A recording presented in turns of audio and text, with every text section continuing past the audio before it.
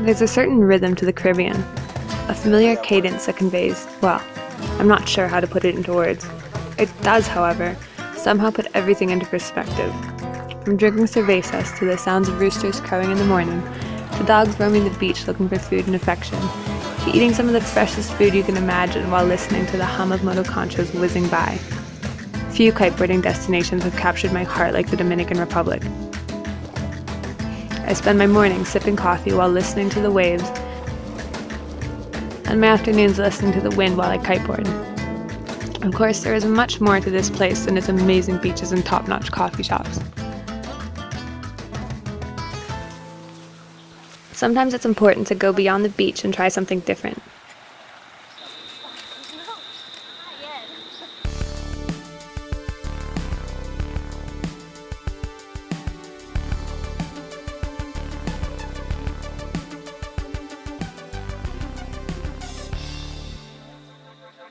I decided to break up my routine and go horseback riding with some friends.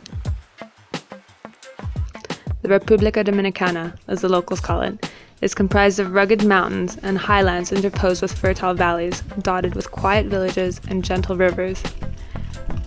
Anyone who's spent any time in this neck of the world knows there is little variance in the weather. Needless to say, we worked up a sweat on our ride. Took a break and went for a quick swim in the river. While I don't have a word for this way of life here, I can tell you that emails, deadlines, and important phone calls just kind of fall on the back burner. It's so easy to forget the most important things in life are the people you surround yourself with. Regardless of your station in life, these moments are what truly bring happiness. No accolade, possession, or property can top this. A rooftop pool might be nice, but without people to share it with, it can't shake a stick at an afternoon spent swimming in a valley with your friends. After our downtime on the water, we packed up and headed back to the beach. Oh, another thing I love about this place? The wind.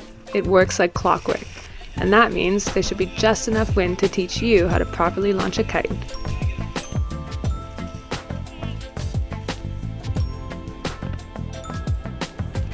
Hey, this is Veness with Mac Kiteboarding, and today we are talking about how to launch your kite better. Because you start your session by launching your kite, and the best way to kick off a session is to do it properly. There's nothing worse than having kind of a sketchy launch which throws off the rest of your ride.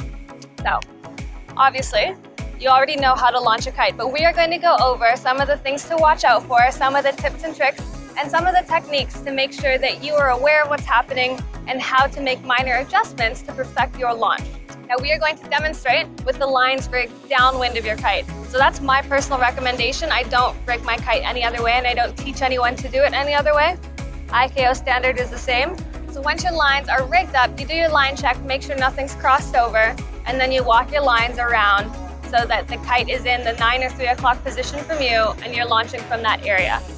Now you'll often have an assistant, of course, the person that is holding the kite and launching it for you, but it's up to you to decide and to know when it's time for them to release the kite. So it's really your responsibility to watch for the right time and give them the right signal for when to let go.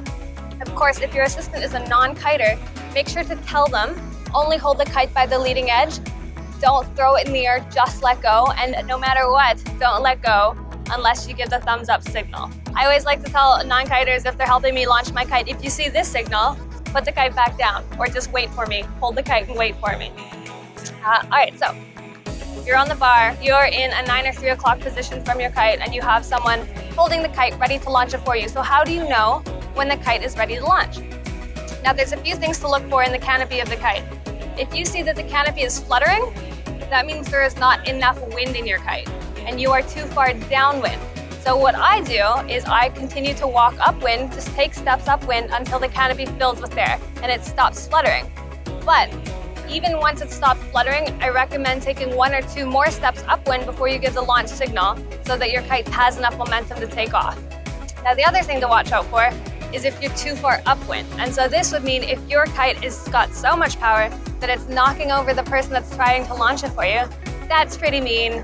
That's definitely not proper kite launching etiquette. If you see that your kite is pushing the person, you have way too much power, and walk downwind. That's one of the reasons I recommend not setting your lines up upwind of the kite, because it's pretty easy to end up in that situation where you're too far upwind, you're in the hot launch zone, you're pushing people around with the kite.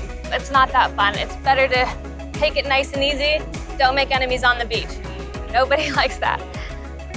So besides the obvious, like watching out for trees or people, or making sure you have enough wind to fly your kite, that should cover the main things to watch out for. Are you too far upwind? Are you too far downwind? And all you have to do is watch the canopy. Pretty simple. Then of course, before you give that final let go of my kite signal, just double check that your lines are not crossed. So just do a visual check from your bar to the kite, and if everything looks clear, good to go. So what if you're the person that's holding the kite? I found myself in several positions where I've been asked to launch a kite and it's been unsafe, or I've been maybe put at risk, or the person wasn't very experienced. And so, obviously it's their responsibility as the person launching the kite to make sure they're doing it properly, but it's hard to account for everyone really being comfortable and familiar, especially people that are newer to kiting that haven't launched their kite enough times to really know how to do it properly. There is some responsibility for you as a kiter when you're picking up their kite and launching it to make sure that they don't get into much trouble, because nothing feels worse than letting go of someone's kite and watching them go flying down the beach on their face. It's not that nice. So you as a kiter know what to look out for when you're launching the kite. So I find that in some spots there are more people that have been taught to rig their lines upwind of their kite. When that's the case, I watch for them to walk with their lines downwind, and often they may signal you to pick up the kite early while they're maybe in the power zone or in the hot launch danger zone, in which case I don't pick up the kite, because my safety, of course, or your safety is more important than them launching the kite the way they want to if it's dangerous. So I'll usually direct them to go maybe a little further this way or a little further this way before I even pick up the kite. I don't want that kite off the ground and in my hands if I think that they are going to overpower me, or if they're going to put their kite in the hot launch zone. So I try and direct the person to either 9 or 3 to launch from a safe area. Now another lovely thing you can do as the person holding the kite is do a little line and bridle check yourself. Sometimes it's hard for the person at the bar, or sometimes they've forgotten to check if the bridles are tangled or caught on any wingtips or anything like that, if there's branches, or if maybe there's a line that's not even attached. There's a couple of very, very quick visual checks that you can do when you're holding the kite that are just a nice thing to do. Now you as a person holding the kite can also give some signals to the kiter to say there's a problem, not launching. And of course, all else fails, put the kite down. Now you may also see that the person that wants to launch their kite is too far downwind and there's not enough power in the kite. They may give you the signal to let go before the kite can even take off. And so again, if this is someone that's not that experienced, you can direct them to go this way or this way to get them further upwind before you let go of the kite. Now, if you're feeling extra kind and extra patient, maybe you can give them a few pointers on how to launch their kite better, or direct them to this video after their session. This is a skill that often people are left to learn on their own after their lessons, and if they're not told or helped out by the other kiters on the beach, it may be hard for them to ever refine their kite launching skills. And really, that's the most important part of the whole thing, because once you have a bad crash on the beach or a bad launch, it's a bad session, but it's also a hit to your confidence for the rest of your kiting, and it's dangerous for everyone. So in an effort to share knowledge and protect the sport, be that helpful person on the beach that can be a resource in keeping the sport safer for everyone. All right, so I think that's it. The kite is in the air. Obviously, if you're on the beach, best practice is to get on the water as soon as possible. Another little right-of-way rule is the people that are leaving the beach have right-of-way over people coming into land, because there are many more hazards being the person standing on the beach. So now we know the best ways to launch a kite, what to look for, how to start your session off right. So that's it. Share this video with all the kiters you know. If you have any questions for us, please post them in the comments, or any suggestions for our next video, please post them in the comments. We'd love to know what to share next. This has been Veness with Kiteboarding. See you next time on Chasing the Dream.